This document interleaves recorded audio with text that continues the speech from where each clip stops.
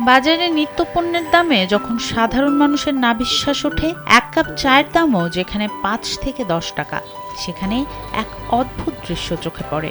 গত ৩০ বছর ধরে সময় যেন এক জায়গায় থমকে আছে এই দোকানে।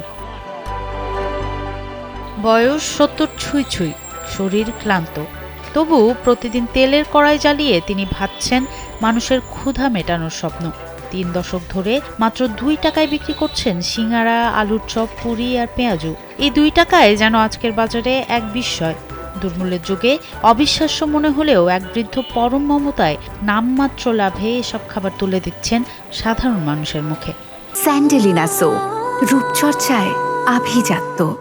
চিংড়ি মাছের বড়া, পেঁয়াজি, আলুর চপ, সবজি বড়া, পুরি, তারপরে নিমকি, মিষ্টি বিস্কুট, বুন্দে, বুট, তাতে পাঁপড়, রসুন আর ডিম চপ, সব ২ টাকা পিস। আর এইগুলি না আপনার দাম আলাদা, বুন্দে, বুট এগুলো আলাদা।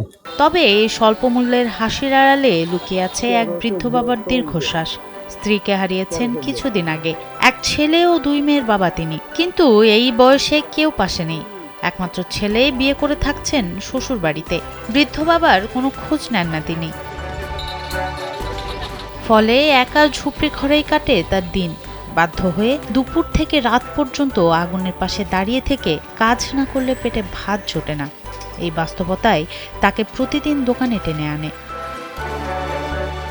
বগুড়ার বাদুরতলা এলাকার জীর্ণ এক ঝুপড়ি দোকানে জীবনযুদ্ধ চালিয়ে যাওয়া এই সংগ্রামী মানুষটার নাম খোকা মিয়া।